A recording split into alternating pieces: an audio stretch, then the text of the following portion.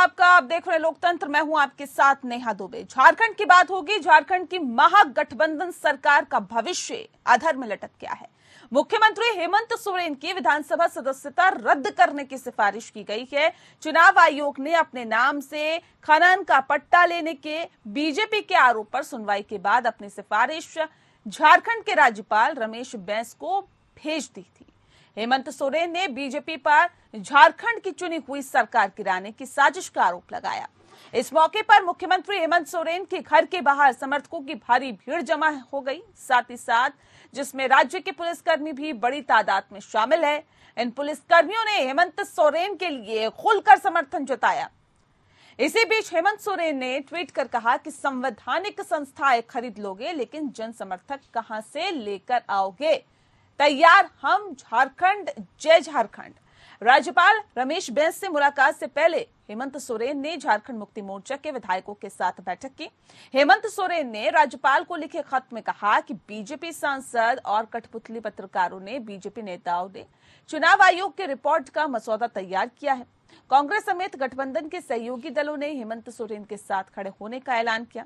UPA Hemant Soren की विधायकी रद्द होने या फिर उनको चुनाव लड़ने से अयोग्य घोषित किए जाने के फैसले की हालत में रणनीति पर विचार कर रहा है। माना जा रहा है कि अगर विधायकी रद्द होती है तो हेमंत सोरेन मुख्यमंत्री पद से इस्तीफा देकर दोबारा शपथ ले सकते हैं और 6 महीने में दोबारा चुनाव लड़कर विधानसभा सदस्य बन सकते हैं। वहीं अगर उन्हें चुनाव लड़ने से अयोग्य घोषित कर दिया जाता है तो जेएमएम में हेमंत सोरेन के विकल्प के तौर पर उनकी पत्नी कल्पना सोरेन या चंपई सोरेन का नाम लिया जा रहा है। हालांकि राज्यपाल रमेश बैस ने कहा है कि उनके पास अभी तक हेमंत सोरेन को लेकर कोई भी खबर नहीं आई है।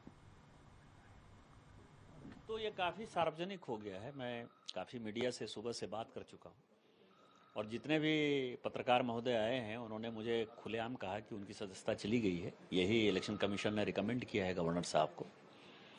और भारतीय जनता पार्टी के कार्यकर्ता होने के नाते ये सबसे बड़ी खुशी की बात है, क्योंकि बीजेपी ने ही ये कंप्लेन किया था गवर्नर साहब को और गवर्नर साहब ने वो इलेक्शन कमीशन को भेजा। इलेक्शन कमीशन में पिछले 4 महीने से केस चल रहा था। उनके भी वकील आ रहे थे, हमारे भी वकील आ रहे थे और इलेक्शन कमीशन ने यदि ये रिकमेंडेशन दिया है जिसमें उनकी सदस्यता खत्म हो गई, तो आज जो है जश्न मनाने का दिन है। झारखंड को मुक्ति मिल गया और मैंने कहा था कि अगस्त पार नहीं होगा, अगस्त पार नहीं हुआ। आज 25 अगस्त है, अभी और भी 7 दिन है। 7 दिन में मुझे लगता है कि झारखंड में और भी बहुत बड़ा परिवर्तन होने वाला है। ये प्रयास रहा है, रहेगा कि यहाँ के हर कर्मचारी खुले मन से निर्भीक होकर काम करे और राज्य को एक दिशा देने में अपनी भूमिका निभाए। जी हाँ, तो आपको बता दें कि झारखंड की महागठबंधन की सरकार का भविष्य क्या रहेगा, इस पे आज हम चर्चा करेंगे। खास मेहमान हमारे साथ मौजूद है, उनसे आपका परिचय करा देते हैं। इस वक्त हमारे साथ सरोज सिंह है, प्रवक्ता है भारतीय जनता पार्टी के। सरोज जी, बहुत स्वागत है आपका।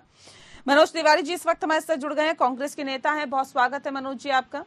हमारे साथ सरोज कुमार सिंह जी हैं, जो कि नेता हैं जेएमएम के। बहुत स्वागत है सरोज जी आपका भी। और साथ ही साथ परविंदर सेठी जी हमारे साथ जुड़ गए हैं, राजनीतिक विश्लेषक है। परविंदर जी आपका भी बहुत स्वागत है।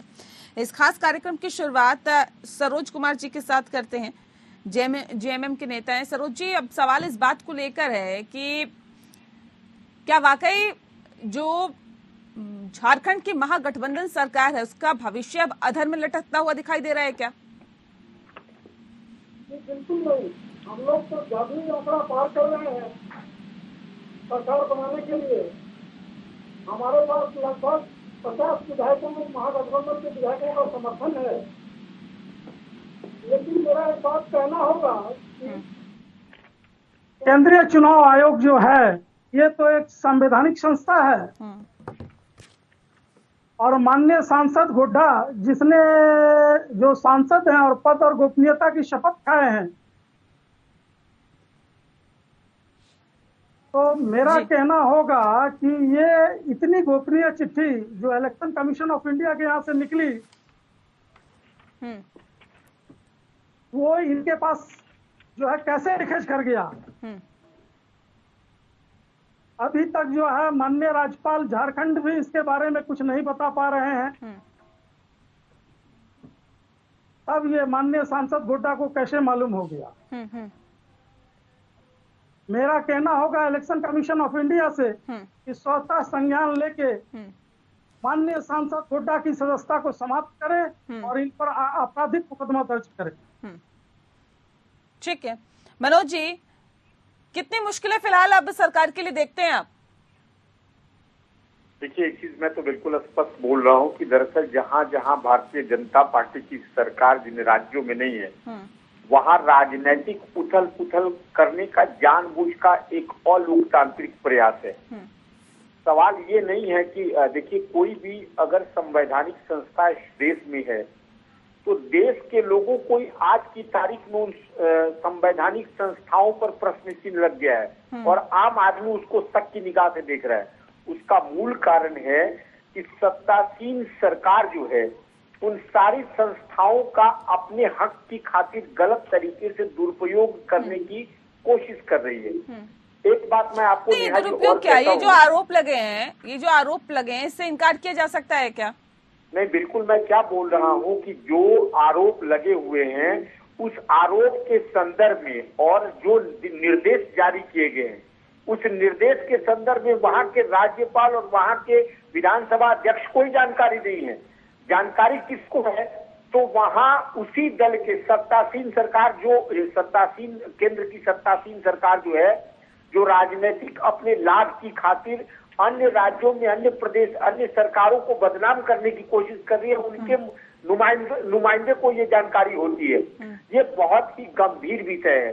एक बात नेहा जी स्पष्ट है, हिंदुस्तान में कश्मीर से कन्याकुमारी तक जिन 18 राज्यों में भारतीय जनता पार्टी की सरकार है, वहां आज तक अभी कोई भी आपने राजनीतिक उठापटक देखी है क्या आपने?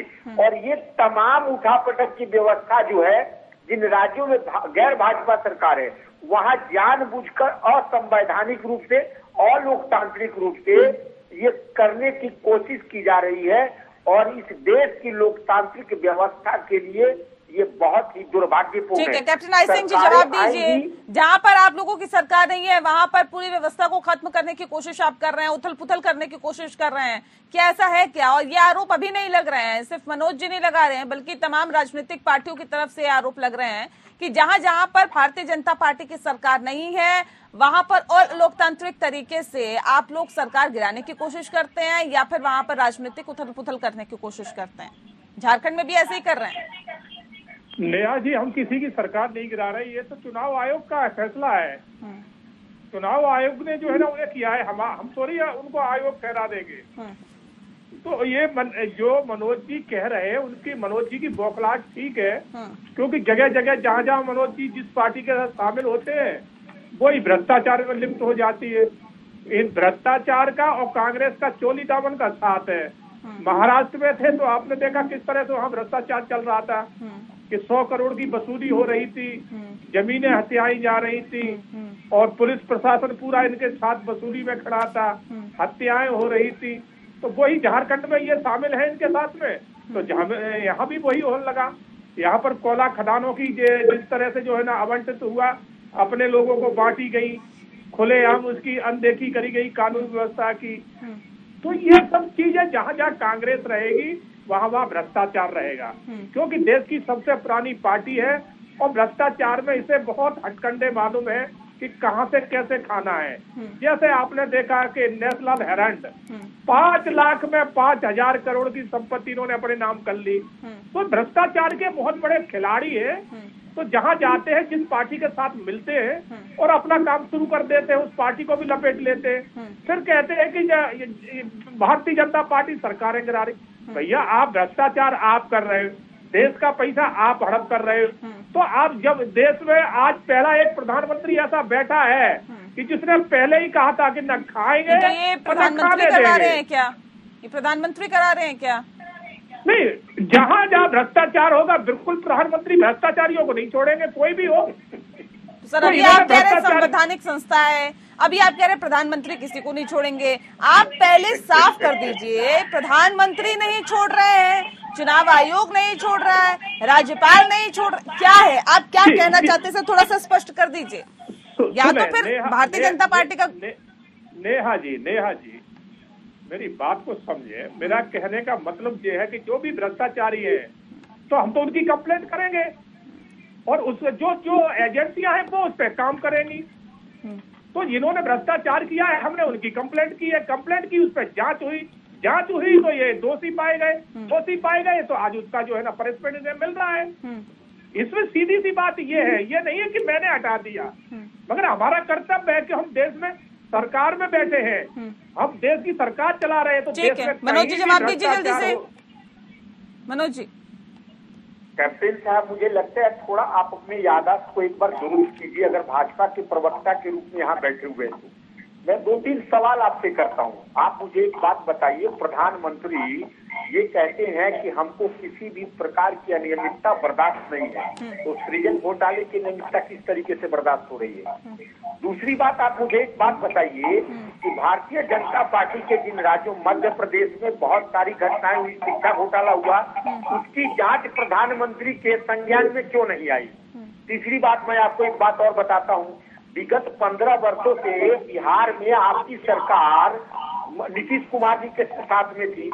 मोदी जी के ऊपर, सुशील मोदी के ऊपर जो आप अनियमितता का आरोप लगा, प्रधानमंत्री के संज्ञान में वो बात क्यों नहीं गई? महाराष्ट्र में जो नारायण राणे जी आपके साथ गलबहियां कर रहे थे, नहीं, अब उनके देखिए घोटाला वहां पे क्या हुआ, इसकी उसके अनियमितता साथ ही की यहाँ पर जांच आप इसको डिफाइन कर सकते हैं क्या? आप ये कह सकते हैं कि हाँ खनन पट्टा उनके नाम इशू नहीं है? जरा मैं आपको और भी दिमाग में लाता हूँ कि आपको ये जानकारी होनी चाहिए कि जो खनन का मामला था ना, वो अटल बिहारी वाजपेयी जी के सरकार में उस वक्त जो मंत्री थे, खनन मंत्री और वो कोयला मंत्री, उस समय से ये मामला बहुत तूल पकड़ा हुआ था। उस मामले को क्यों दबा दिया गया? ताबूत घोटाले का मामला बारंबार प्रधानमंत्री के समक्ष जो है पार्लियामेंट में उठाई गई, उसको क्यों दबा दिया गया? देखिए ऐसा है, ये दो लोग जो है ना, शाह और ये मोदी, ये देश, आप भारतीय जनता पार्टी को दल कहते हैं क्या? आप किस दल के सदस्य हैं? आप, ये भारतीय जनता पार्टी अब कोई राजनीतिक दल नहीं है, ये दो अहंकारी और दो स्वेच्छाचारी लोगों का एक ऐसा संगठन बन चुका है कि अगर आप एक राजनीतिक कार्यकर्ता हैं कैप्टन साहब, तो ये खतरे की घंटी आपके ऊपर भी है। आपकी कोई बात आपके दल में नहीं सुनी जाएगी। ये स्वेच्छाचारिता है और ये स्वेच्छाचारी लोगों ने देश की लोकतांत्रिक व्यवस्था को खत्म और बिल्कुल निष्ठापूर्ण कर दिया है, जो इस भारत की संप्रभुता, भारत के राज्यवार। ठीक है परविंदर जी, हेमंत सोरेन सरकार का क्या भविष्य आप देख रहे हैं?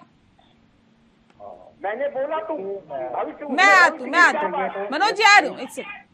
हाँ, देखिए जो झारखंड की सरकार है वो एक जांच का विषय है।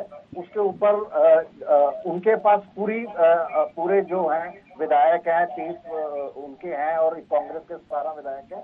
लेकिन इस बात के मुझे 2 पहलू नजर आते हैं। पहला पहलू जो मुझे ये नजर आता है कि जो देश के अंदर करप्शन है वो देश के लिए बड़ी चिंता की बात है।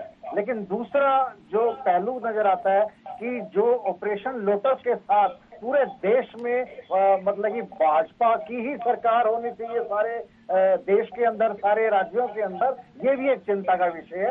ये दोनों बातें हैं। अगर वहां पे अगर उन्होंने कुछ गलत करा तो उनके ऊपर एक्शन होना चाहिए।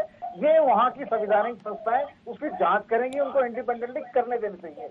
लेकिन जो हम पीछे देख रहे हैं, मध्य प्रदेश में क्या होता है, गोवा में क्या होता है, कर्नाटक में क्या होता है, और वो एक चिंता का विषय बन जाता है। जहां भ्रष्टाचार की बात आती है, मैं कहना चाहता हूं कि नीरव मोदी जो यहाँ से भ्रष्टाचार करके जाते हैं उनकी कोई एक्शन नहीं होता, ललित मोदी के ऊपर कोई एक्शन नहीं होता, विजय माल्या के ऊपर कोई एक्शन नहीं होता। दाऊद यहाँ से चले जाता है, यहाँ पे राज कर इतना क्राइम कर उसको आज तक कोई नहीं पकड़ पाया। जगदीश टाइटलर ने हजारों सिखों का कत्लेआम करा, उसको सीबीआई सीआईडी पकड़ती नहीं है, उसके ऊपर कोई एक्शन नहीं लेती। ये देश के लिए बड़े चिंता के विषय है। अगर किसी राज्य की सरकार, चुनी हुई सरकार, वहाँ की जनता वहाँ को मैंडेट देती है और उसके बाद उसको हाईजैक कर लिया जाता है, ये देश के लिए बड़ी चिंता की बात है। देश का जो वोटर है वो अपने आप को खड़ा हुआ महसूस करता है कि मैंने तो वोट किसी और को दी थी, अब यहाँ तो कोई और आ गया। ठीक है, कैप्टन आई सिंह जी कुछ कहना चाह रहे जल्दी से। जी नेहा जी, मैं यही कहना चाहूंगा कि अगर हमारे कहीं मंत्री, हमारे विधायक या हमारी सरकार कहीं अगर भ्रष्टाचार कर रही थी तो इन सरकारों ने क्यों नहीं उठाया, क्यों चुप बैठी रही? इन्हें आना चाहिए, इनको कानून के दायरे में लाना चाहिए। मगर समस्या तो वो है कि हमारे यहाँ भ्रष्टाचार होगा तब ना, क्योंकि हमारे यहाँ जरा से भी कोई गलती करता है उसको बाहर का रास्ता दिखा दिया जाता है, और इनके यहाँ नहीं, वही तो मनोज जी भी कह रहे हैं कि जहाँ जहाँ पे भारतीय जनता पार्टी की सरकार है वहाँ कोई घोटाले ही नहीं हो रहे, कैप्टन और जहाँ पे नहीं है वहीं पे सारे घोटाले हो रहे हैं। मनोज जी सुने, मैंने नेहा जी आपको बताया कि आप देखिए दिल्ली में भ्रष्टाचार हुआ है, तो क्या यहाँ पर जो हम उससे पूछ रहे हैं कि शराब पे जो आपने भ्रष्टाचार किया वो बताइए, तो वो कह रहे हैं हमारी सरकार गिराना चाह रहे हैं। इसी तरह से झारखंड में हम कह रहे हैं कि इन्होंने कॉल में जो भ्रष्टाचार किया है तो ये कह रहे हैं सरकार गिराना चाह रहे हैं। इसी तरह से महाराष्ट्र में कह रहे हैं, तो ये इन लोगों का एक महाराष्ट्र में तो सर गिरी गई ना, आप अपनी कमजोरियां नहीं बता रहे कि आप जहाँ जाते हो तो आप भ्रष्टाचार करते हो। इसी तरह से मैं प्रबंधन जी से कहना चाहूंगा कि ये हमारे साथ थे और आज अलग पड़े, तो इनका दर्द ये है कि आज ये इनकी पार्टी खत्म हो चुकी है, तो ये अपना दर्द है अपना ये भी खुल के दिखा रहे हैं। क्योंकि आज 3 महीना सेना में आज नहीं है, अकाली दल खत्म हो चुका है। आज मैं किसी पार्टी में नहीं हूँ, मैंने पार्टी से रिजाइन कर दिया है, आपको इन्फॉर्म कर रहा हूँ आपकी इन्फॉर्मेशन के लिए, मैंने पार्टी से रिजाइन कर दिया है। कैप्टन साहब, आपने कहा कि कोई भी अगर अनियमितता के सरकार में होती है तो उसका संज्ञान लेते हुए उस पर तुरंत एक्शन होता है। मेरा 3 सवाल है, वो तीनों सवाल का जवाब आप दीजिएगा। एक पहला सवाल है, पूरा देश देख रहा था आज तक राजनीतिक इतिहास में लोकतंत्र के मंदिर में पॉर्न मूवी देखते हुए आपके भारतीय जनता पार्टी के सामूहिक सांसद पकड़े गए, उस पर आपने आज तक जांच की क्या? दूसरा सवाल मेरा है, आपके पार्टी के राष्ट्रीय अध्यक्ष पूरा देश देख रहा था बंगारू लक्ष्मण टेलीविजन पर घूस लेते हुए पकड़े गए थे। आप बताइए, भारतीय जनता पार्टी के प्रधानमंत्री, उसका जवाब दीजिएगा, तीनों जवाब चाहिए मुझे।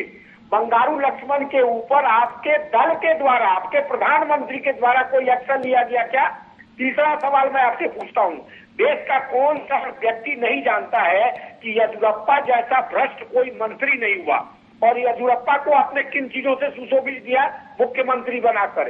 हेमंत बिश्व शर्मा कौन थे? हेमंत बिश्व शर्मा जब कांग्रेस में थे तो उनके ऊपर आपने एक्शन लेने के लिए धरना प्रदर्शन किया था, और आज हेमंत बिश्व शर्मा भाजपा की गंगोत्री में जलार्पण कर लिए तो वो शुद्ध हो गए।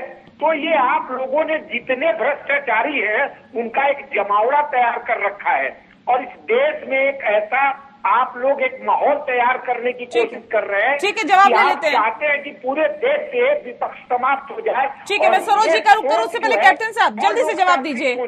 ठीक है कैप्टन साहब। लक्ष्मण पे जैसे ही आरोप लगे थे तुरंत पार्टी ने उनको माफ कर दिया है। जब तक उन पर केस चला हमने पार्टी को वापस नहीं दिया है। जब वो कोर्ट से बाइक के बड़ी थे उसके बाद पार्टी में आए। इसी तरह से इन्होंने जो आपको किसने कह दिया कि बंगारू लक्ष्मण हो गए? आप गलत बयानबाजी मत करिए, गलत बयानबाजी कर रहे हैं आप कैप्टन साहब। बंगारू लक्ष्मण चिल्लाने भ्रष्टाचार धुलेंगे नहीं, भ्रष्टाचार में किया गया है। आप गलत बयानबाजी मत करिए।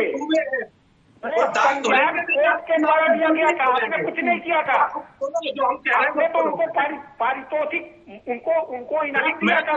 भ्रष्टाचार के दाग धुलेंगे नहीं। कांग्रेस का भ्रष्टाचार और कांग्रेस दोनों दूसरे अरे महोदय, पूरा देश देख रहा था बंगारू लक्ष्मण को, पूरा देश टेलीविजन पर घूस लेते हुए पकड़े गए थे। ठीक है, और जहां आप जानते हैं वो पार्टियां भी भ्रष्टाचारी हो जाती है। झारखंड के मुद्दे पे आ जाते हैं सर, झारखंड के मुद्दे पे आ जाते हैं, झारखंड के मुद्दे पे आ जाते हैं। को फिर मुख्यमंत्री बना दिया आपने। ठीक है सरोज जी। अमित शाह के पुत्र जो है इतने बड़े क्रिकेट खिलाड़ी हैं और उनको आपने जो है क्रिकेट बोर्ड का सचिव बना दिया। आप लोग जिस दिन सत्ता से जाएंगे, मुझे नहीं लगता है इस देश के इतिहास में आप जैसे लोग भ्रष्टाचारियों का जमावड़ा जो होगा, ठीक है, देश के इतिहास में मिसाल कायम करेगा। आप घबराइए मत, सत्ता आती है, सत्ता जाती है, लेकिन जिस दिन आपकी सत्ता जाएगी, मुझे लगता है इस देश के लोकतांत्रिक इतिहास में आप लोग जैसा। ठीक है, ठीक है सरोज जी से मेरा सवाल है। सरोज जी, हेमंत सोरेन ने ट्वीट कर कहा, ठीक है मनोज जी एक सेकेंड सरोज जी, हेमंत सोरेन ने ट्वीट कर कहा कि संवैधानिक संस्थाएं खरीद लोगे लेकिन जन समर्थन कहां से लेकर आओगे? तैयार हैं हम और जय झारखंड। किसको बोला ये संवैधानिक संस्थाएं खरीद लोगे? ये लोग संवैधानिक संस्था का जो है दुरुपयोग करते हैं। एक तरफ 2008 का जो है वो खनन लीज का मामला था। मैं जानकारी के लिए कैप्टन साहब को बता दूं कि कोयला लीज का आवंटन भारत सरकार के मंत्रालय के द्वारा होता है। ये चीज था और इस मामले में हेमंत सोरेन की संस्था आ रही है।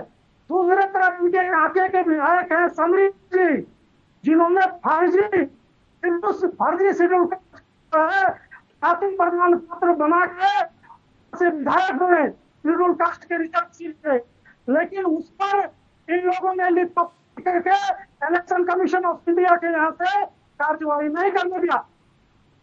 तो मेरा कहना होगा कि अभी भी जो ये विधायक खरीद बिक्री मामला में लगे हुए थे, जब पश्चिम बंगाल के सीआईडी को ये मामला पता लगा, वो दिल्ली की तरफ गई, वो आसाम में गई हेमंत विश्व शर्मा जी के यहाँ, लेकिन वहाँ सीआईडी को जो है वहाँ की पुलिस घंटों का बंधक बनाए रखी। नहीं, हेमंत सोरेन का नाम क्योंकि खनन पट्टा में आया, उन्होंने अपने नाम से इशू किया। अब सवाल ये है, क्या वो पाक साफ है, क्या निर्दोष है क्या? जी बिल्कुल, वो जब मुख्यमंत्री नहीं थे, विधायक नहीं थे, नेता प्रतिपक्ष नहीं थे, ये 2008 का मामला है जी, ये आज का मामला नहीं है और ऑफिस का मामला नहीं होता, उससे एक भी पत्थर का टुकड़ा नहीं निकाला गया। तो क्यों नहीं आप कोर्ट का रुख करते? क्यों नहीं कोर्ट का रुख करते? बताइए कि हाँ ये गलत आरोप हम पे लगाए गए हैं। जी हाँ, माननीय सर्वोच्च न्यायालय ने परसों कहा कि प्रॉफिट ऑफ ऑफिस का ये मामला नहीं है।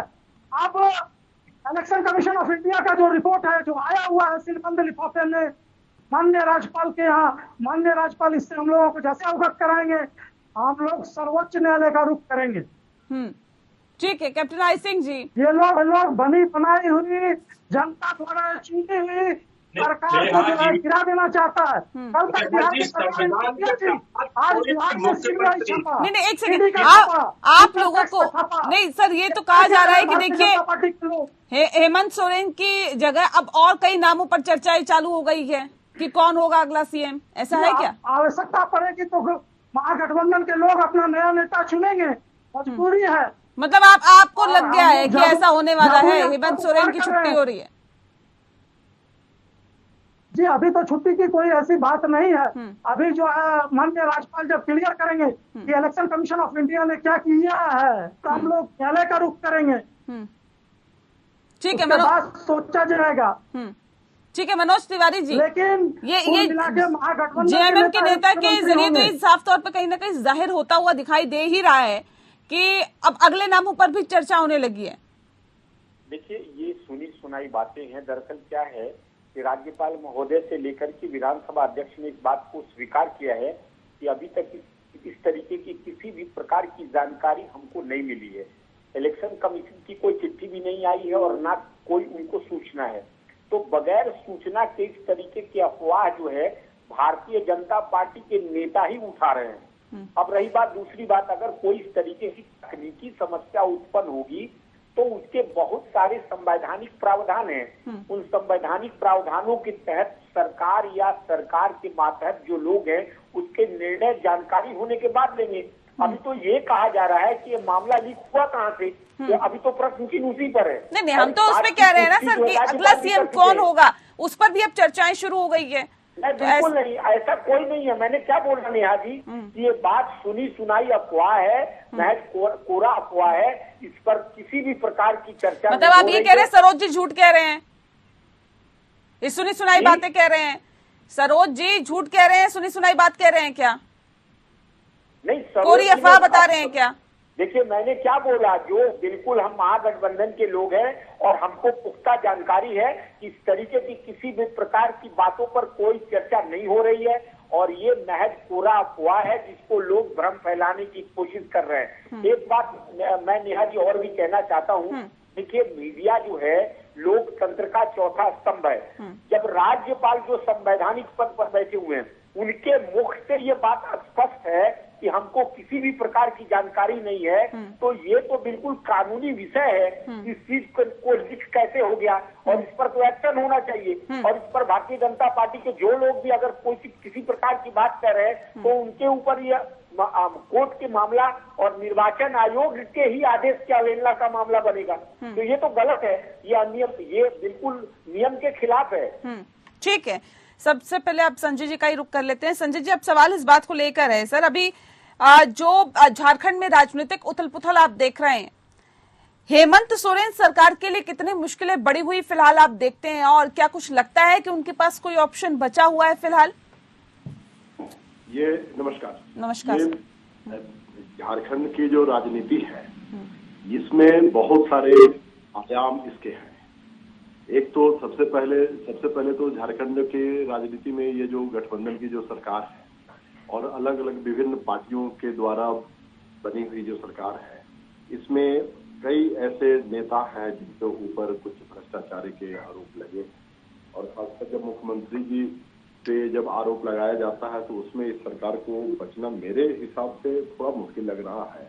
और दूसरा कि इसमें आपसी इनका एक बिखराव की भी स्थिति बनी हुई है, तो इनको लेकर थोड़ा इनको परेशानी हो रही है।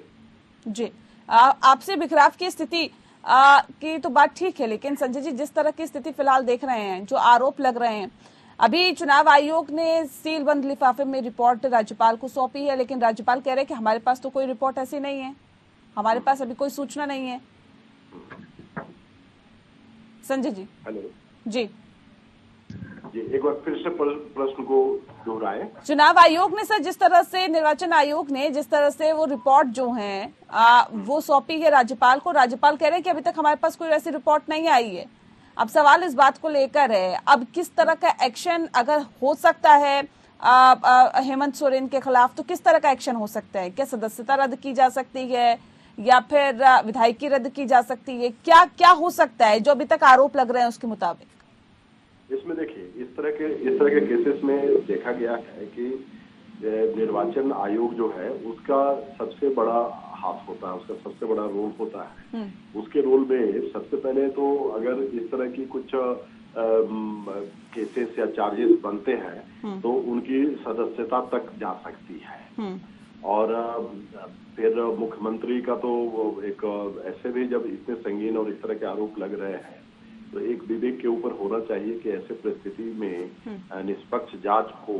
तो इनके मुख्यमंत्री रहते हुए इस तरह के निष्पक्ष जांच की तो कल्पना ही नहीं की जा सकती है। तो इस केस में निर्वाचन आयोग एक अहम भूमिका में रहेगा। जहां तक सवाल है राज्यपाल की, तो राज्यपाल जब इस तरह का मुख्यमंत्री पे कोई आक्षेप लगता है, आरोप लगता है, तो राज्यपाल के हाथ में कुछ विधायी शक्तियां रहती हैं जिसको डिस्क्रिशनरी पावर कहा जाता है। तो अपने विवेक के हिसाब से कुछ निर्णय वो लोग भी करते हैं। काफी कुछ चीजें जो हैं वो निर्वाचन आयोग के हाथ में रहती है और ऐसे में कैप्टन आई सिंह जी, ये जो आरोप लग रहे हैं, हेमंत सोरेन खुद ट्वीट करके कह रहे हैं कि संवैधानिक संस्थाएं तो खरीद लोगे लेकिन जन समर्थन कहां से लेके आओगे। अब सवाल इस बात को लेकर है कि कैसे ये निष्पक्ष जांच होगी या जो रिपोर्ट सौंपी गई है वो निष्पक्षता के साथ सौंपी गई है, ये कैसे तय होगा सर? ये इसमें राज्यपाल को कैप्टन आई सिंह मैं सर लौटती हूँ आपके पास संजय जी। जांच एजेंसियां जो है किसी पार्टी की नहीं होती, किसी सरकार की नहीं होती, स्वतंत्र होती है। तो जांच एजेंसियां अपना काम कर रही है और निष्पक्ष कर रही है।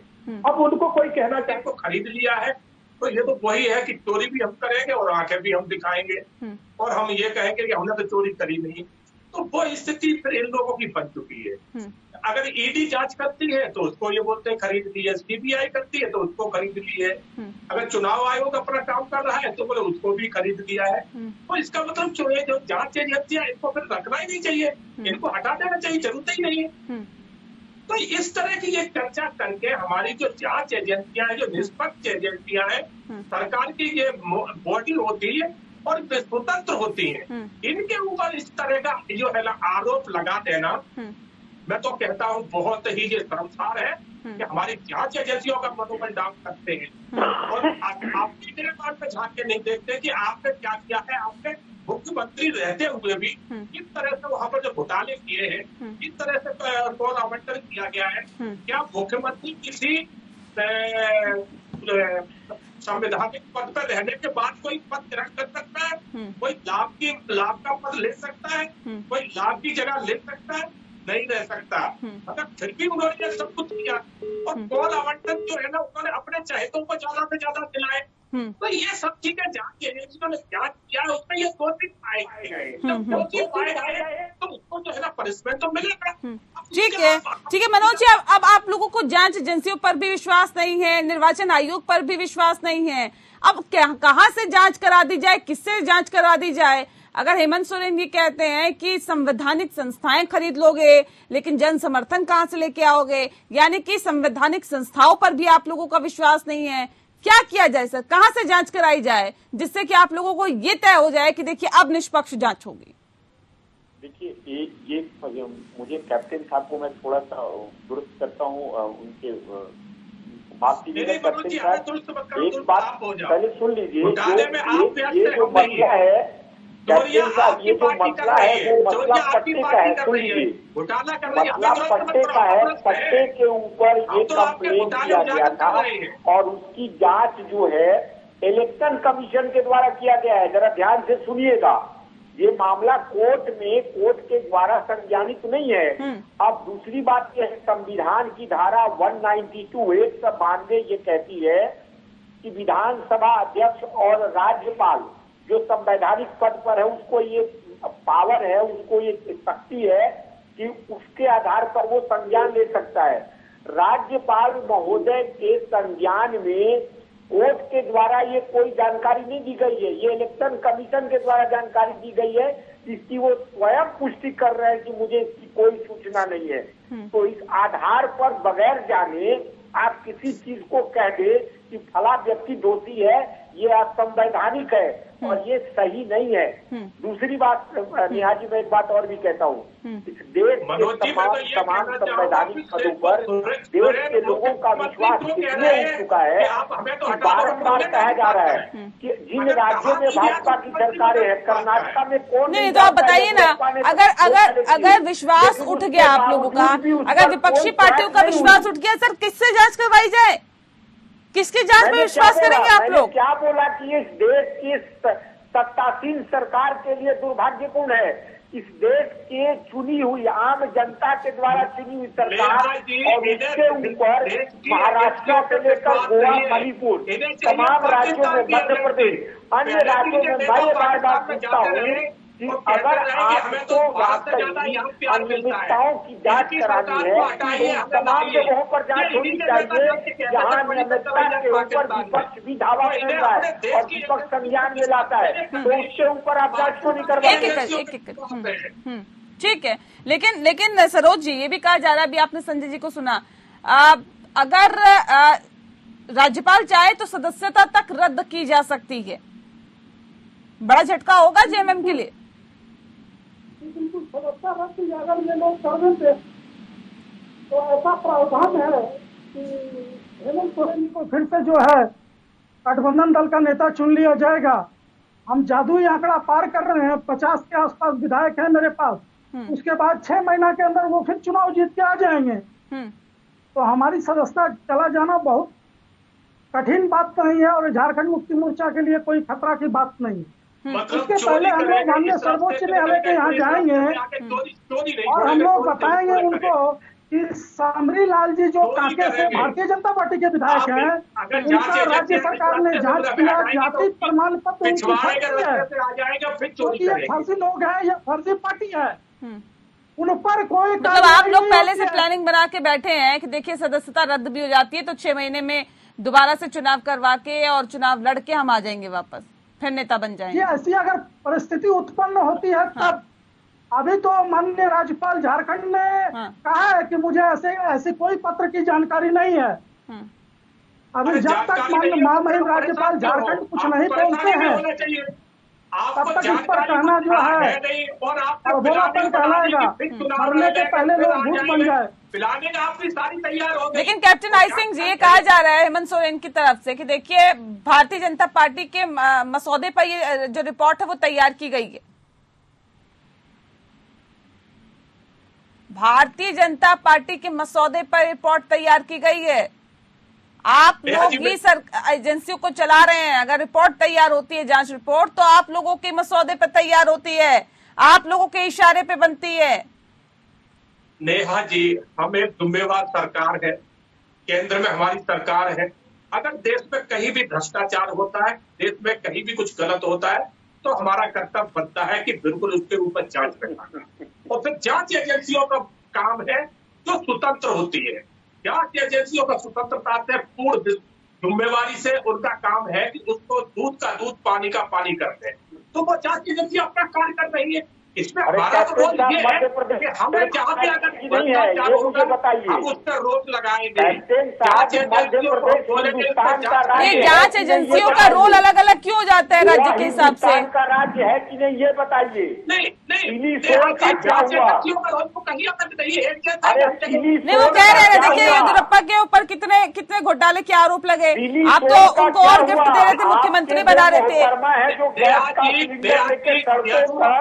रामा क्या करती थी, उनके संदर्भ में जो मामला आया है उसके ऊपर माननीय प्रधानमंत्री ने तो कुछ बोला ही नहीं। नहीं, अपने राज्य में अगर आग लगी तो वहाँ पानी डालने का काम आप करते हैं, दूसरे के राज्य में पेट्रोल डालते हैं, ये कौन सी बात है सर?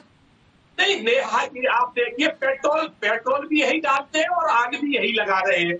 हमारा काम ये नहीं है।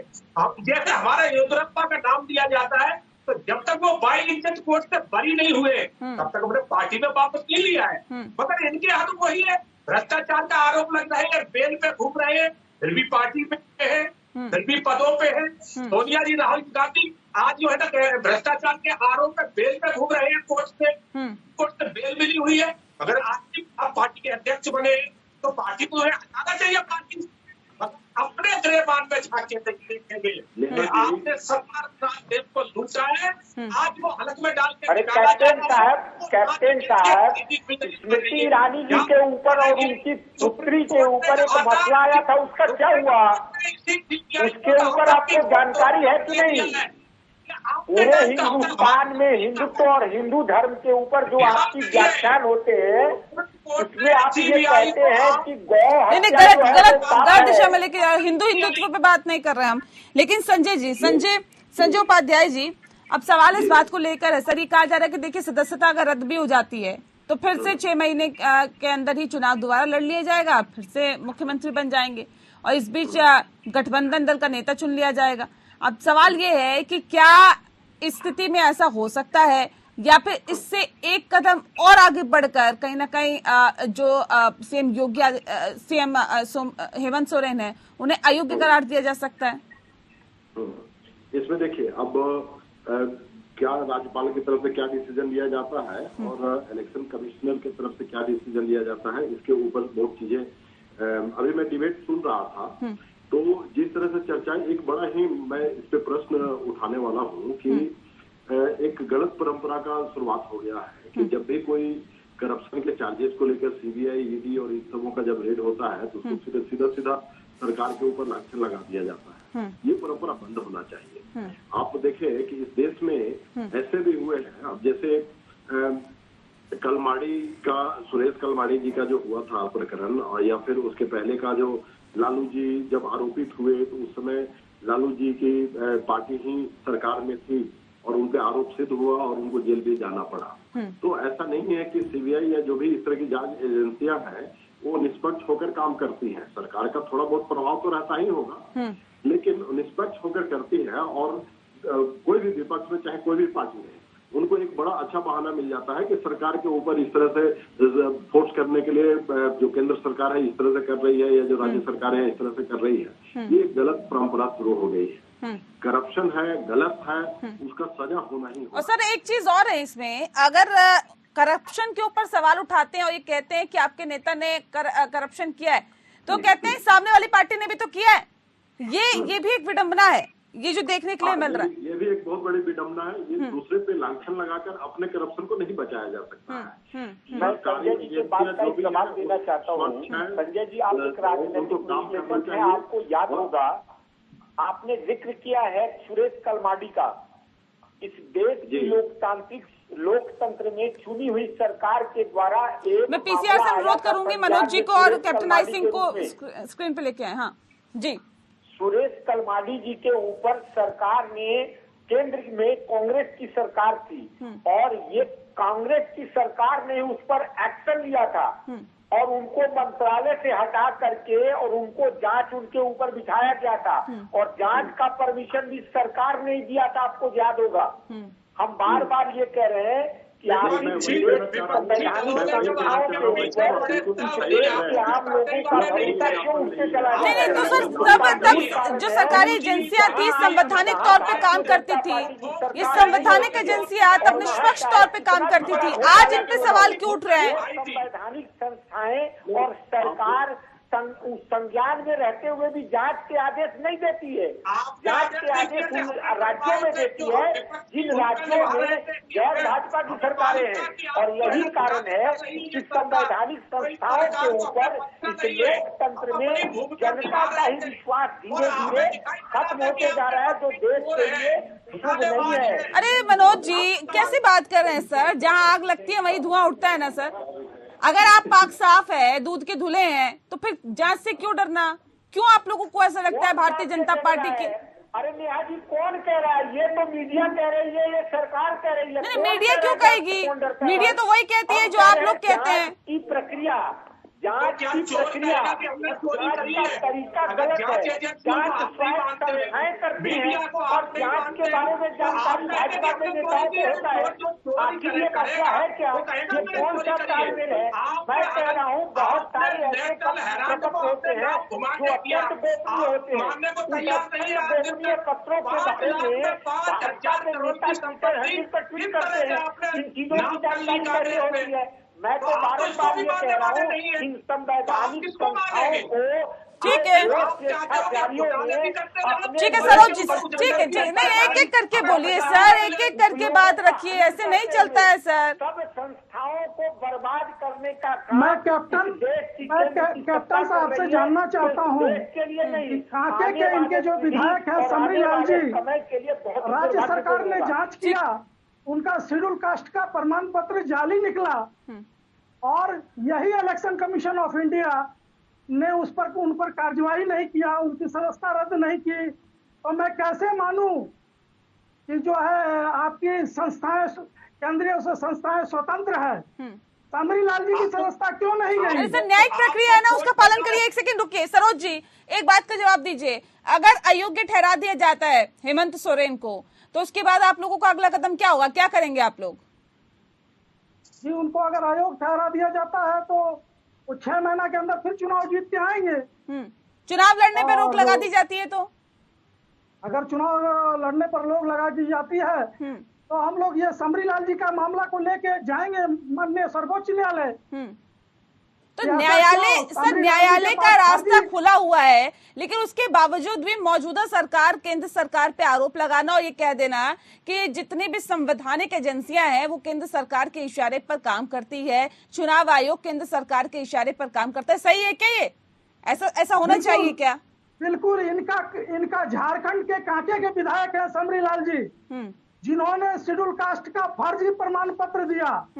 राज्य सरकार ने पूरी स्वतंत्र एजेंसी से जांच कराई और ये मामला इलेक्शन कमीशन ऑफ इंडिया के यहाँ गया, लेकिन क्योंकि वो भारतीय जनता पार्टी के विधायक है इसलिए उन पर कार्रवाई नहीं हुई। आपको न्यायपालिका में और इन्होंने एक शेड्यूल कास्ट के सीट को जो है जबरदस्ती कब्जा लिया। जांच एजेंसी गलत कर रही है, आप न्यायपालिका का रास्ता खुला है, आपको जाना चाहिए।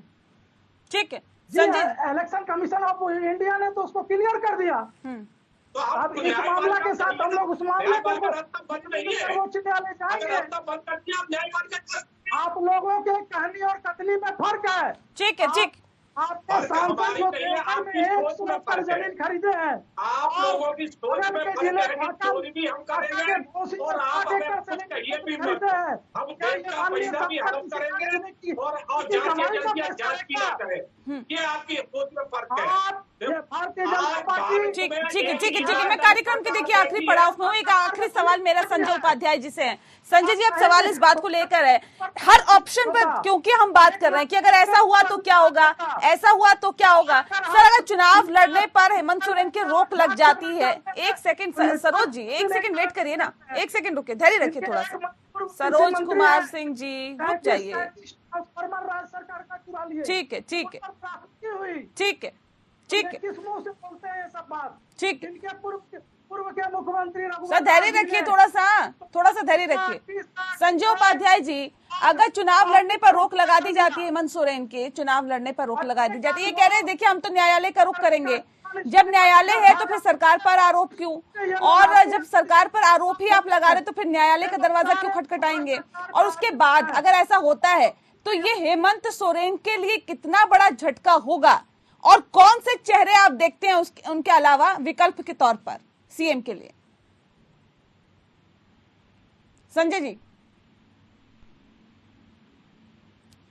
चलिए लगता है संपर्क टूट गया है। बहरहाल ये विषय बहुत गंभीर है, क्योंकि जाहिर तौर पर ये झारखंड की सरकार का भविष्य तय करेगा, और झारखंड की सरकार का भविष्य क्या होगा ये इससे अब तय होगा, क्योंकि ये कहा जा रहा है कि चुनाव आयोग ने अपनी रिपोर्ट जो है वो राज्यपाल को सौंप दी है, और राज्यपाल फिलहाल अभी ये कह रहे हैं कि उनके पास कोई रिपोर्ट नहीं आई है। यानी कि अब वाकई देखने वाली बात होगी कि झारखंड की सरकार का भविष्य क्या रहता है। बहुत शुक्रिया आप सभी मेहमानों का हमारे साथ इस खास चर्चा में शामिल होने के लिए। लोकतंत्र में फिलहाल इतना ही। नमस्कार।